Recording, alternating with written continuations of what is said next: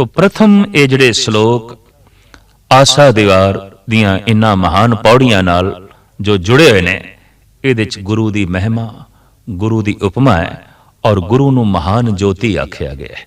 गुरु महान सूरज है, गुरु महान चंद्रमा है, जिहदी रोशनी दे च अपने आप दा पता चलदा है, अपनी होंद दा पता चलदा है, अपनी कालख दा पता चलदा है ते अपनी कालख नूं दूर करन दी समर्था प्रदान होंदी है गुरु ज्योति करके, गुरु बख्शिश करके, गुरु रहमत करके। गुरु नानक दे घर नूं ही गुरु घर आख्या जांदा है। वख-वख जिहड़ियां जगत दे संप्रदावां प्रगट होईयां, उन्हां दे च गुरु नानक ने जिस संप्रदा नूं जन्म दिता उस नूं ते आख्या ही जांदा है गुरु घर। ते गुरु घर दे जो आ गया वो शिष्य हो जाता है, वो सिख हो जाता है। तो जिहड़ा गुरु दी विचार नूं अपनी झोली च पा लैंदा है, वो फिर इस ढंग नाल फलीभूत होंदा है कि फल भी मिठे, फुल भी सोहणे खूबसूरत, छाया भी महान ते संघनी। साहिब श्री गुरु नानक देव जी महाराज ने इन्हां श्लोकां दे गुरु दी उपमा कीती है। पौड़ी दे जो विचार है वो इस प्रकार है। पौड़ी आपी ने आप साजियो, आपी ने रचियो नाम, दुई कुदरत साजिए कर आसन डिठो चाओ। दाता करता आप तू, तुस देवे करे पसाओ। तू जानो ही सब से, दिल सै जिंद को आओ। कर आसन डिठो चाओ, कर आसन डिठो चाओ। आसा दीवार दी पहले पातशाह जी दी उचारण कीती ये पहली पौड़ी, जिस दे च एक मूल प्रश्न नूं सतगुरुदेव जी महाराज अखे रख के उसका उत्तर देंदे ने। धार्मिक दुनिया दे च ते आम संसारिक दुनिया च एक प्रश्न आम चल रहा है कि परमात्मा ने सब कुछ बनाया है तो फिर परमात्मा नूं किसने बनाया है?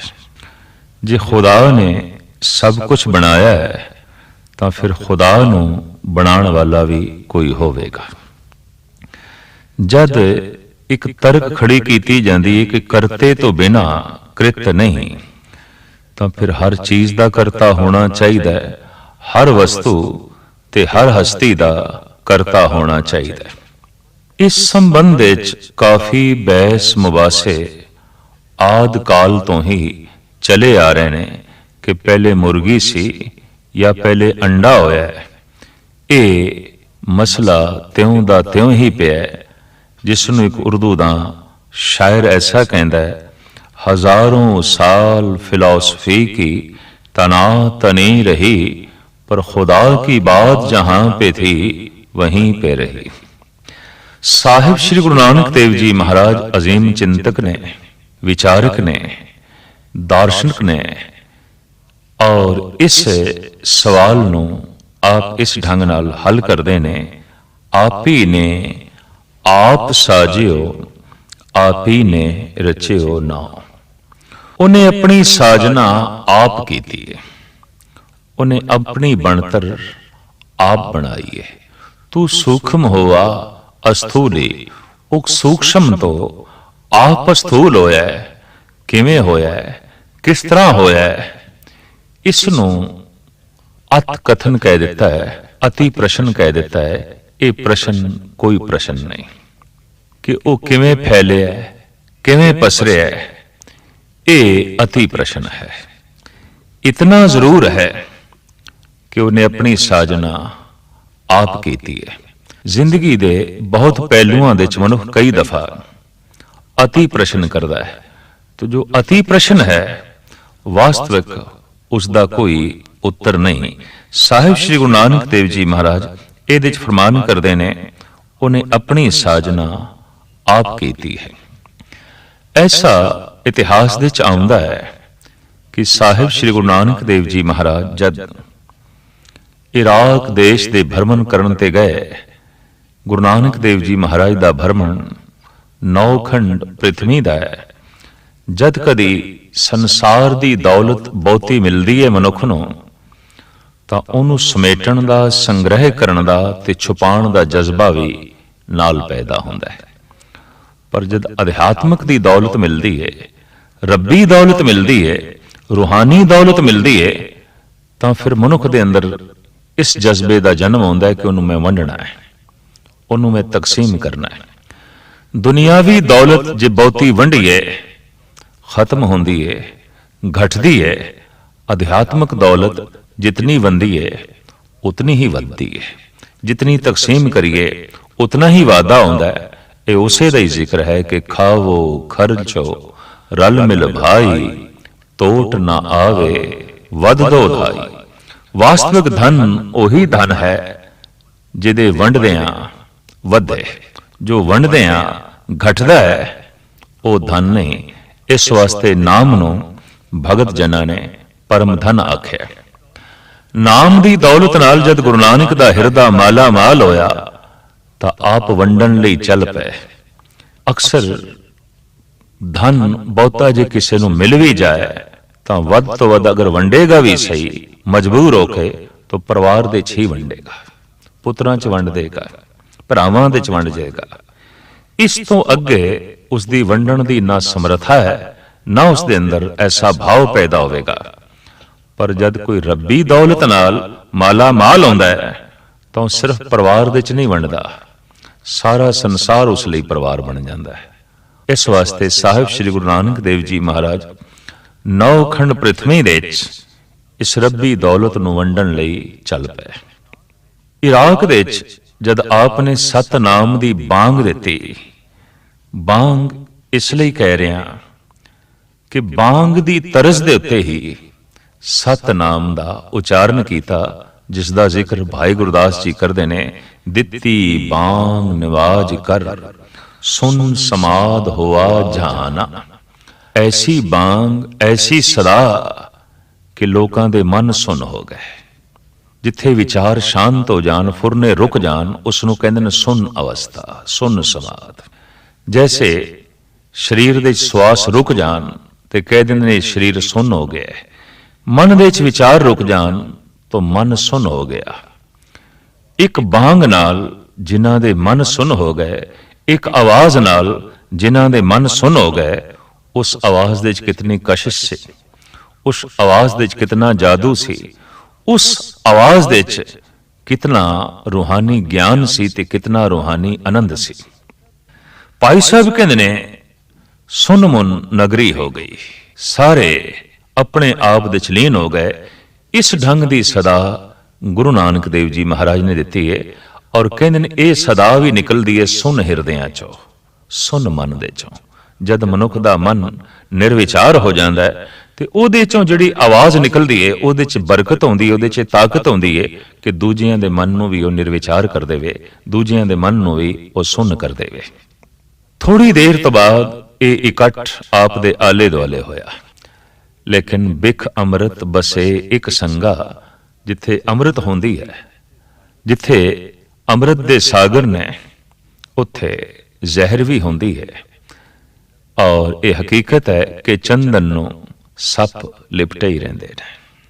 ਸ਼ਰਈ ਮਨੁੱਖ ਤੇ ਸ਼ਰਾ ਦੀ ਕੁੜੱਤਣ ਨਾਲ ਭਰੇ ਹੋਏ ਜਿਹੜੇ ਲੋਕ ਨਾ ਸਨ, ਉਹ ਵੀ ਗੁਰੂ ਨਾਨਕ ਦੇ ਆਲੇ ਦੁਆਲੇ ਆ ਕੇ ਜਮਾ ਹੋਏ ਤੇ ਉਹਨਾਂ ਨੇ ਤਰ੍ਹਾਂ ਤਰ੍ਹਾਂ ਦੀ ਤਰਕ ਗੁਰੂ ਨਾਨਕ ਤੇ ਸ਼ੁਰੂ ਕੀਤੀ। ਇਹ ਸਾਰੇ ਗੁਰੂ ਨਾਨਕ ਦੇਵ ਜੀ ਮਹਾਰਾਜ ਨੂੰ ਪੀਰ ਦਸਤਗੀਰ ਦੇ ਕੋਲ ਲੈ ਗਏ, ਜੋ ਇਰਾਕ ਦੇ ਵਿੱਚ ਉਸ ਵਕਤ ਮੁਖੀ ਫਕੀਰ ਸੀ ਔਰ ਬਗਦਾਦ ਦੇ ਵਿੱਚ ਦੀਨੀ ਤਾਲੀਮ ਦੀਨਦਾਰ ਲੋਕਾਂ ਨੂੰ ਦਿੰਦਾ ਰਹਿੰਦਾ ਸੀ। ਸਿੰਘਾਸਣ ਤੇ ਬੈਠੇ ਪੀਰ ਦਸਤਗੀਰ ਔਰ ਥੱਲੇ ਖੜੇ ਰਹੇ ਗੁਰੂ ਨਾਨਕ, ਆਲੇ ਦੁਆਲੇ ਮਜਮਾ ਲੋਕਾਂ ਦਾ।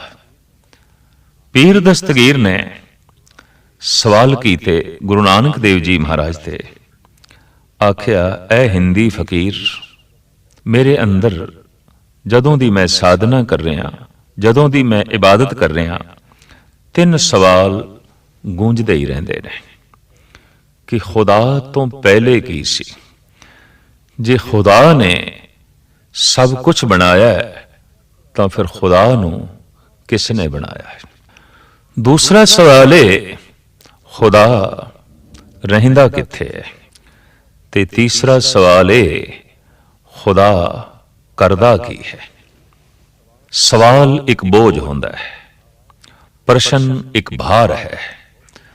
ते जिस मन विच बहुते प्रश्न होणगे वो मन बहुता बोझल होवेगा। जद कोई मनुख बहुता ही अंतर्भाव विच अपने आप नूं बोझल महसूस करे तो समझ लेना सवालों की बहुती पंड ये चुकी फिरदा है।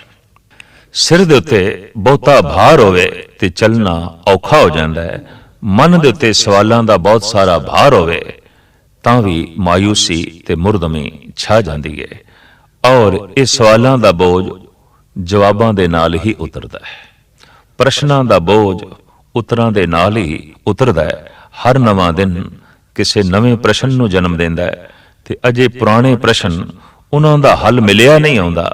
नवें प्रश्नां दा बोझ होर वध जांदा है ते हुंदा की है सहजे सहजे मनुख प्रश्नां दे बोझ थल्ले दब के रह जांदा है। जिंदगी की है? जिंदगी क्यों है? जिंदगी कित्थों है? इस तरह दे प्रश्न और इस दे नाल मिलदे जुलदे होर हजारां प्रश्न इन्हां दे च दबी हुई है मनुख दी जिंदगी, मनुख दा ये जीवन। पीर दस्तगीर ने भी ये प्रश्न गुरु नानक देव जी महाराज दे अगों रखे कि एक प्रश्न मैनू बड़ा बोझल लगता है, एक प्रश्न मैनू बहुत भारू करी बैठा है। अक्सर देखा गया कि मनुख कह दिंदा अज मैं बड़ा बोझल बैठा, अज मैं बड़ा भारू बैठा। भार की है? एक विचार दा। भार की है? एक सवाल दा। भार की है? एक प्रश्न है। व्यापारिक दुनिया दे अपने प्रश्न, राजनीतिक दुनिया दे अपने प्रश्न, समाजिक दुनिया दे अपने सवाल ते धार्मिक दुनिया दी अपनी जो है समस्या। पीर दस्तगीर ने कहा कि यह प्रश्न जो मैनू बार बार बोझल करता है वो ये है कि खुदा तो पहले की सी और खुदा नू किसने बनाया? जे सब कुछ खुदा ने बनाया है ते जे इस तर्क नू प्रबल मन लईए तो फिर खुदा नू बनाने वाला भी कोई होना चाहिए। दूसरा, आया खुदा रहिंदा किथे है? ये प्रश्न भी क्यों उठता है कि दुनिया भर दी मुख्तलिफ धार्मिक किताबां दे ते धार्मिक लोगों की जबानां तो निकले हुए बोलों दे ये आख्या गया है कि खुदा पताल दे है, सतवें आसमान दे है, बैकुंठ दे है, जन्नत दे है, कैलाश पर्वत दे है। गरज के इस तरह के अनेकों तरह के सवाल ने, उन्हां दा ये जवाब है कि लभो अगर खुदा नू तो सतवें आसमान ते लभो। मैं थोड़े दिन होए एक लतीफा पढ़ रहा सी। खुदा बहुत चिंता च, खुदा चिंता च, रब चिंता च, ऐसा ही एक विचारक ने खुदा दे बारे लिखिया। देवते फरिश्तियां दा इकट्ठ परमात्मा दे आले दुआले होया, खुदा दे आले दुआले होया ते देवतियां ने पुछया भगवन चिंता केड़ी गल दी? चिंता इस गल दी है कि मनुख दी पहुंच बहुत वध गई है ते मैं सोचदा मैं किथे रवां, क्योंकि जिथे मनुख पहुंचेगा मनुख दी पहुंच ने हर थां नूं नरक बनाना है। क्योंकि अज तक जिथे जिथे मनुख पहुंचे है उन्हें नरक नूं जन्म दिता है और जिथे जिथे मनुख मौजूद है उत्थे उत्थे नरक ही है। इस वास्ते मनुख ने भी मान लिया है कि स्वर्ग किसी होर थां ते होवेगा, किसी उच्ची थां ते होवेगा। कम से कम जिथे मैं हाँ उत्थे ते नरक है, चाहे वह मनुख पहाड़ ते है ते चाहे वह मनुख जमीन ते है, चाहे वह मनुख किसी थां ते भी रह रहा है, उसने हर थां नूं नरक बनाया होया है और उसने नरक मन भी लिया है। इस वास्ते स्वर्ग की कल्पना वो किधरे सतवें आसमान ते कर बैठता है या सतवें पताल विच कर बैठता है या कैलाश पर्वत ते कर बैठता है या किसी होर गैबी थां ते।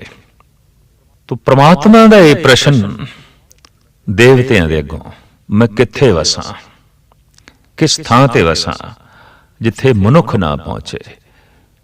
और यह हकीकत है कि सारी पृथ्वी दे जिस जिस थां ते मनुख है उत्थे मनुखां दा जीवना ते हराम हो गया है, पशुआं दा जीवना भी हराम हो गया है। पशु भी बेजार ने, पशु भी दुखी ने, और पशु भी दुखी ने पशुआं करके नहीं, पशु दुखी ने मनुखां करके, मनुख दुखी ने मनुखां करके। चारों पासे जो नरक दा वातावरण है ये केवल मनुख करके है। तो मैं ऐसी थां ते वसना चाहना जिथे मनुख ना पहुंचे।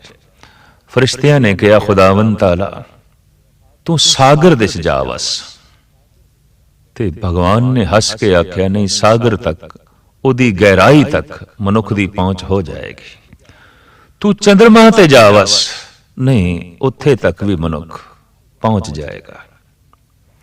तू पहाड़ां दियां उचियां चोटियां ते जा बैठ, नहीं, वह भी बंदे ने सर कर लेनियां ने, उत्थे भी मनुख ने जाके पहुंच जाना है। फिर किहड़ी थां ऐसी जिथे मनुख ना पहुंचे? तो खुदा ने कहा, मैनू ढंग लभ पिया, मैं हुण मनुख दे अंदर ही जा बैठांगा, वह बाहर ही लभदा रहेगा, मेरे तक पहुंचेगा ही नहीं, मेरे तक उसकी पहुंच ही नहीं होएगी। लभदा ही पिया। हुण आद काल तो मनुख कोई सतवें आसमान ते लभण दी कोशिश पिया करदा है, कोई पाताल दे च लभण दी कोशिश पिया करदा है, कोई कैलाश पर्वत ते लभण दी कोशिश पिया करदा है, कोई सागर दे गहरे तल दे चों लभण दी कोशिश पिया करदा है, कोई दरियावां दे वहण दे चों लभण दी कोशिश पिया करदा है, कोई पवन दी छां दे चों लभण दी कोशिश पिया करदा है। जद कि कौन इस नूं दसे वो तेरे अंदर है, बाहर क्यों भटकदा है? और गुरु ग्रंथ साहब जी महाराज दा ते फैसला है, बाहर टोले सो भरम बुलानी।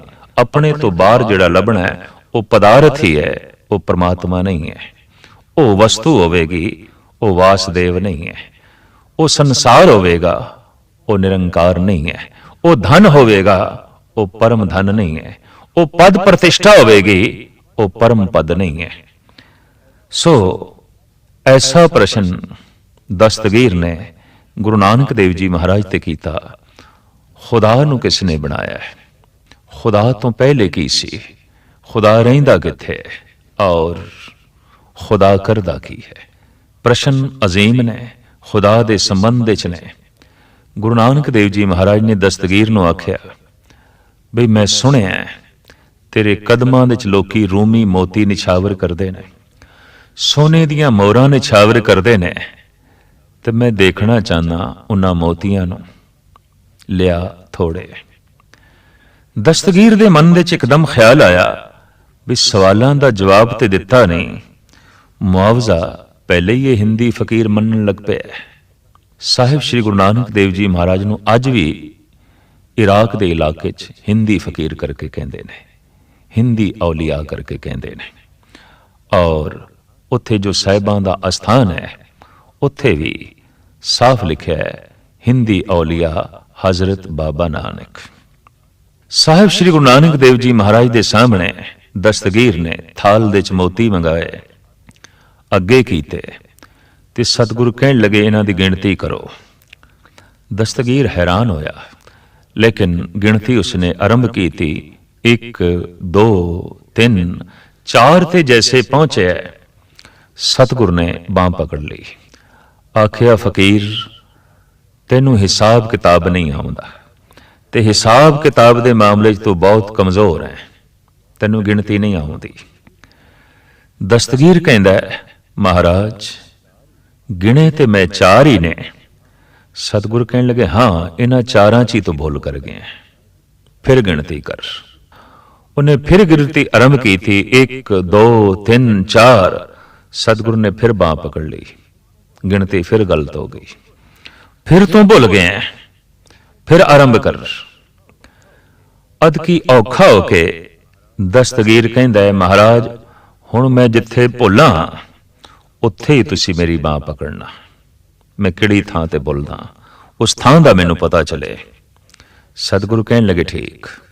जैसे दस्तगीर ने गिनती आरंभ की थी 1, इत्थे ही सतगुरु ने पकड़िया, आख्या नहीं गिनती 1 तो पहले आरंभ कर। 1 तो क्यों आरंभ करता है? गिनती 1 तो पहले शुरू कर, ਇੱਕ ਤੋਂ ਕਿਉਂ ਸ਼ੁਰੂ ਕਰਦਾ ਹੈ? ਤੋ ਦਸਤਗੀਰ ਕਹਿਣ ਲੱਗਾ, ਮਹਾਰਾਜ ਇਹ ਤੇ ਹੈਰਾਨਗੀ ਦੀ ਗੱਲ, ਐਸੇ ਕਿਸ ਤਰ੍ਹਾਂ ਹੋ ਸਕਦਾ ਹੈ? ਇੱਕ ਤੋਂ ਪਹਿਲੇ ਤੇ ਕੁਝ ਵੀ ਨਹੀਂ ਹੈ, ਗਿਣਤੀ ਤੇ ਇੱਕ ਤੋਂ ਹੀ ਆਰੰਭ ਕਰਨੀ ਪਏਗੀ। ਤੋ ਗੁਰੂ ਨਾਨਕ ਦੇਵ ਜੀ ਮਹਾਰਾਜ ਕਹਿਣ ਲੱਗੇ, ਖੁਦਾ ਤੋਂ ਪਹਿਲੇ ਕੁਝ ਵੀ ਨਹੀਂ, ਸਾਰੇ ਪਸਾਰੇ ਦੀ ਹੋਂਦ ਖੁਦਾ ਤੋਂ ਹੀ ਸ਼ੁਰੂ ਹੁੰਦੀ ਹੈ। ਖੁਦਾ ਮੂਲ ਹੈ, ਏਕਾ ਮੂਲ ਹੈ। ਇਸ ਵਾਸਤੇ ਗੁਰੂ ਨਾਨਕ ਦਾ ਕਲਾਮ ਇੱਕ ਤੋਂ ਸ਼ੁਰੂ ਹੁੰਦਾ ਹੈ। ਗੁਰੂ ਗ੍ਰੰਥ ਸਾਹਿਬ ਜੀ ਮਹਾਰਾਜ ਦਾ ਪਹਿਲਾ ਅਕਸ਼ਰ ਇੱਕ ਹੈ, ਤੇ ਗੁਰੂ ਗ੍ਰੰਥ ਸਾਹਿਬ ਜੀ ਮਹਾਰਾਜ ਦੀ ਸਾਰੀ ਬਾਣੀ ਉਸ ਇੱਕ ਦੀ ਪਰਿਕਰਮਾ ਕਰਦੀ ਹੈ, ਜੋ ਗੁਰੂ ਗ੍ਰੰਥ ਸਾਹਿਬ ਜੀ ਮਹਾਰਾਜ ਦੇ ਮੂਲ ਦੇ ਚ ਹੈ। ਗੁਰੂ ਗ੍ਰੰਥ ਸਾਹਿਬ ਦੀ ਬਾਣੀ ਇੱਕ ਓੰਕਾਰ ਏਕੇ ਤੋਂ ਸ਼ੁਰੂ ਹੁੰਦੀ ਹੈ, ਇੱਕ ਤੋਂ ਆਰੰਭ ਹੁੰਦੀ ਹੈ। ਇਹ ਇੱਕ ਜਗਤ ਦਾ ਮੂਲ ਹੈ, ਇਹ ਇੱਕ ਜਗਤ ਦੀ ਬੁਨਿਆਦ ਹੈ। ਦਸਤਗੀਰ ਨੂੰ ਤਸੱਲੀ ਹੋਈ, ਮਨ ਨੂੰ ਢਾਰਸ ਮਿਲੀ, ਕਿਸੇ ਅਨੁਭਵੀ ਪੁਰਸ਼ ਔਰ ਰੰਗੀ ਹੋਈ ਆਤਮਾ ਤੋਂ ਸਵਾਲਾਂ ਦਾ ਜਵਾਬ ਮਿਲਿਆ, ਤੇ ਸਵਾਲਾਂ ਦਾ ਬੋਝ ਹਿਰਦੇ ਤੋਂ ਉਤਰਿਆ। ਦੂਜਾ ਸਵਾਲ ਅੱਗੋਂ ਰੱਖ ਦਿੱਤਾ, ਮਹਾਰਾਜ ਐਸਾ ਜਿਹੜਾ ਖੁਦਾ ਹੈ, ਜੋ ਜਗਤ ਦਾ ਮੂਲ ਹੈ, ਸੰਸਾਰ ਦਾ ਮੂਲ ਹੈ, ਰਹਿੰਦਾ ਕਿੱਥੇ? ਕਿੱਥੇ ਤਲਾਸ਼ ਕਰੀਏ? ਕਿਉਂਕਿ ਇਸਲਾਮੀ ਜਗਤ ਵਿੱਚ ਆਮ ਕਲਪਨਾ ਹੈ ਕਿ ਉਹ 7ਵੇਂ ਆਸਮਾਨ ਤੇ ਹੈ, ਔਰ ਸਾਡੇ ਦੇਸ਼ ਦੇ ਵਿੱਚ ਵੀ ਮੁਖਤਲਿਫ ਇਸ ਸੰਬੰਧ ਵਿੱਚ ਰਾਵਾਂ ਨੇ।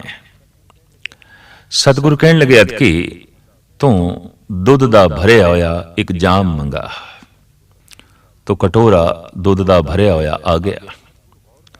ਸਤਿਗੁਰੂ ਗੌਰ ਨਾਲ ਵੇਖਦੇ ਨੇ ਤੇ ਕਹਿੰਦੇ ਨੇ, ਫਕੀਰ ਸਾਈਂ ਇਸ ਦੇ ਚ ਕੁਛ ਹੈ। ਘਬਰਾ ਗਏ ਦਸਤਗੀਰ, ਐਸਾ ਤੇ ਨਹੀਂ ਮੇਰੇ ਖਲੀਫਿਆਂ ਨੇ, ਮੇਰੇ ਚੇਲਿਆਂ ਨੇ ਕੁਛ ਵਿੱਚੇ ਪਾ ਦਿੱਤਾ ਹੋਵੇ। ਗੌਰ ਦੇ ਨਾਲ ਜਦ ਵੇਖਦੇ ਨੇ ਦਸਤਗੀਰ, ਤੇ ਕਹਿੰਦੇ ਨੇ, ਐ ਹਿੰਦੀ ਫਕੀਰ ਬਾਬਾ ਨਾਨਕ, ਇਹਦੇ ਚ ਕੁਛ ਵੀ ਨਹੀਂ, ਇਹ ਪਾਕ ਸ਼ੀਰ ਹੈ, ਇਹ ਪਵਿੱਤਰ ਦੁੱਧ ਹੈ। ਸਤਿਗੁਰੂ ਕਹਿੰਦੇ ਨੇ, ਇਸ ਦੇ ਪਾਕ ਹੋਣ ਤੇ, ਇਸ ਦੇ ਪਵਿੱਤਰ ਹੋਣ ਤੇ ਮੈਨੂੰ ਕੋਈ ਸ਼ੱਕ ਨਹੀਂ, ਪਰ ਇਸ ਦੇ ਚ ਕੁਛ ਨਹੀਂ ਹੈ, ਇਹ ਮੈਂ ਮੰਨਣ ਨੂੰ ਤਿਆਰ ਨਹੀਂ। ਇਹਦੇ ਚ ਕੁਛ ਹੈ। ਤੋ ਦਸਤਗੀਰ ਕਹਿੰਦਾ, ਕੀ ਹੈ? ਸਤਿਗੁਰੂ ਕਹਿੰਦੇ ਨੇ, ਘਿਓ ਹੈ। ਤੇ ਹੁਣ ਤੂੰ ਦੱਸ ਕਿੱਥੇ ਹੈ ਕਿ ਨਹੀਂ? ਦਸਤਗੀਰ ਕਹਿੰਦਾ, ਘਿਓ ਤੇ ਹੈ। ਤੇ ਮਹਾਰਾਜ ਕਹਿੰਦੇ ਨੇ, ਫਿਰ ਕਿੱਥੇ ਹੈ ਦੱਸ? ਮਹਾਰਾਜ, ਹੈ ਤੇ ਸਹੀ ਪਰ ਦਿਖਾਈ ਨਹੀਂ ਦਿੰਦਾ, ਹੈ ਤੇ ਸਹੀ ਪਰ ਦ੍ਰਿਸ਼ਟੀ ਗੋਚਰ ਨਹੀਂ ਆਉਂਦਾ। ਸਗਲ ਬਨਸਪਤ ਮੇਂ ਬੈਸੰਤਰ, ਸਗਲ ਦੂਧ ਮੇਂ ਘੀਆ, ਊਚ ਨੀਚ ਮੇਂ ਜੋਤ ਸਮਾਣੀ, ਘਟ ਘਟ ਮਾਧੋ ਜੀਆ। ਜਿਵੇਂ ਦੁੱਧ ਦੇ ਜ਼ਰਰੇ ਜ਼ਰਰੇ ਦੇ ਚ, ਕਣ ਕਣ ਵਿੱਚ ਘਿਓ ਹੈ, ਜਗਤ ਦੇ ਜ਼ਰਰੇ ਜ਼ਰਰੇ ਦੇ ਚ ਉਹ ਪ੍ਰਭੂ ਆਪ ਹੈ, ਉਹ ਕਰਤਾ ਪੁਰਖ ਆਪ ਹੈ। ਜਿਤਨੀ ਉਸਦੀ ਬਣਤਰ ਹੈ, ਜਿਤਨੀ ਉਸਦੀ ਕ੍ਰਿਤ ਹੈ, ਉਹ ਸਾਰੀ ਕ੍ਰਿਤ ਦੇ ਚ ਆਪ ਬੈਠਾ ਹੋਇਆ। ਫਿਰ ਦਸਤਗੀਰ ਨੇ ਪ੍ਰਸ਼ਨ ਕੀਤਾ, ਮਹਾਰਾਜ ਐਸਾ ਜਿਹੜਾ ਪ੍ਰਮਾਤਮਾ ਇਤਨਾ ਸ਼ਕਤੀਸ਼ਾਲੀ, ਉਹ ਕਰਦਾ ਕੀ ਹੈ? ਉਹਦਾ ਧੰਦਾ ਕੀ ਹੈ? ਉਹਦਾ ਕੰਮ ਕੀ ਹੈ? ਆਖਿਰ ਸ਼ਕਤੀ ਦਾ ਵੇਗ, ਸ਼ਕਤੀ ਦਾ ਕੰਮ ਹੈ ਕੁਝ ਕਰਨਾ, ਉਹਦਾ ਧੰਦਾ ਕੀ ਹੈ? ਆਖਿਰ ਉਸਦੀ ਕੋਈ ਕ੍ਰਿਤ ਵੀ ਹੋਵੇਗੀ, ਆਖਿਰ ਉਸਦਾ ਕੋਈ ਧੰਦਾ ਵੀ ਹੋਵੇਗਾ। ਸਾਰਿਆਂ ਦੇ ਵਿੱਚ ਬੈਠ ਕੇ ਉਹ ਕੀ ਕਰਦਾ ਹੈ? ਸਤਿਗੁਰੂ ਕਹਿੰਦੇ ਨੇ, ਦਸਤਗੀਰ ਤੇਰੇ ਸਵਾਲ ਬਹੁਤ ਸਾਰੇ ਨੇ, ਤੇ ਤੂੰ ਐਸੇ ਸਵਾਲ ਕਰਦਾ ਜਾਏਗਾ, ਮੈਂ ਜਵਾਬ ਦਿੰਦਾ ਜਾਵਾਂਗਾ, ਪਰ ਮੈਂ ਹੁਣ ਸੋਚਦਾ ਪਿਆ ਤੂੰ ਖੁਦਾ ਦੀ ਤੋਹੀਨ ਕਰ ਰਿਹਾ ਹੈ। ਕਿਉਂਕਿ ਖੁਦਾ ਦਾ ਰੂਪ ਹੁੰਦਾ ਹੈ ਖੁਦਾ ਦਾ ਗਿਆਨ, ਖੁਦਾ ਦੀ ਅਸਲੀ ਤਸਵੀਰ ਆਉਂਦੀ ਹੈ ਉਸ ਦੀ ਵਿਚਾਰ, ਤੇ ਤੂੰ ਉਸ ਦੇ ਵਿਚਾਰਾਂ ਦੀ, ਤੂੰ ਉਸ ਦੇ ਗਿਆਨ ਦੀ ਤੋਹੀਨ ਕਰ ਰਿਹਾ ਹੈ। ਕਿਉਂਕਿ ਤੂੰ ਖੁਦ ਸਿੰਘਾਸਣ ਤੇ ਬੈਠਾ ਹੈ ਤੇ ਮੇਰੇ ਕੋਲ ਵਿਚਾਰ ਸੁਣ ਰਿਹਾ ਹੈ, ਮੈਂ ਥੱਲੇ ਖੜਾ। ਦਸਤਗੀਰ ਦਾ ਮਨ ਕਾਫੀ ਪਿਘਲ ਚੁੱਕਿਆ ਸੀ। ਕਹਿਣ ਲੱਗਾ, ਫਿਰ ਮਹਾਰਾਜ ਮੈਂ ਕੀ ਕਰਾਂ? ਸਤਿਗੁਰੂ ਕਹਿਣ ਲੱਗੇ, ਫਿਰ ਤੂੰ ਉਹੀ ਕਰ ਜੋ ਕੁਝ ਤੈਨੂੰ ਕਰਨਾ ਚਾਹੀਦਾ ਹੈ। ਤੂੰ ਥੱਲੇ ਆ ਕੇ ਬੈਠ, ਮੈਂ ਸਿੰਘਾਸਣ ਤੇ ਬੈਠਾਂਗਾ, ਔਰ ਸਿੰਘਾਸਣ ਤੇ ਬੈਠ ਕੇ ਮੈਂ ਤੈਨੂੰ ਸਵਾਲਾਂ ਦਾ ਜਵਾਬ ਦੇਵਾਂਗਾ, ਜੋ ਨਿਯਮ ਹੈ, ਜੋ ਵਿਧਾਨ ਹੈ। ਦਸਤਗੀਰ ਨੇ ਸੋਚਿਆ, ਸੌਦਾ ਸਸਤਾ ਹੀ ਹੈ, ਇੱਕਦਮ ਥੱਲੇ ਆਣ ਬੈਠਾ, ਔਰ ਸਤਿਗੁਰ ਸਿੰਘਾਸਣ ਤੇ ਜਾ ਬੈਠੇ। ਬੈਠਦਿਆਂ ਹੀ ਆਪ ਤੇ ਵਿਸਮਾਦ ਤਾਰੀ ਹੋ ਗਿਆ, ਆਪ ਹਲੂਲ ਕਰ ਗਏ, ਆਪ ਸਮਾਧੀ ਲੀਨ ਹੋ ਗਏ। ਥੱਲੇ ਬੈਠਾ ਦਸਤਗੀਰ ਕਹਿੰਦਾ, ਮਹਾਰਾਜ ਛੇਤੀ ਦੱਸੋ ਖੁਦਾ ਕਰਦਾ ਕੀ ਹੈ। ਮੁਸਕਰਾਉਂਦੇ ਹੋਏ ਗੁਰੂ ਨਾਨਕ ਨੇ ਨੇਤਰ ਖੋਲੇ, ਆਖਿਆ ਦਸਤਗੀਰ ਖੁਦਾ ਇਹੀ ਕੁਝ ਕਰਦਾ ਹੈ, ਜੋ ਸਿੰਘਾਸਣ ਤੇ ਬੈਠਾ ਹੁੰਦਾ ਹੈ ਉਹਨੂੰ ਥੱਲੇ ਲਾ ਛੱਡਦਾ ਹੈ, ਜੋ ਥੱਲੇ ਆਉਂਦਾ ਹੈ ਉਹਨੂੰ ਸਿੰਘਾਸਣ ਤੇ ਬਿਠਾ ਲੈਂਦਾ ਹੈ।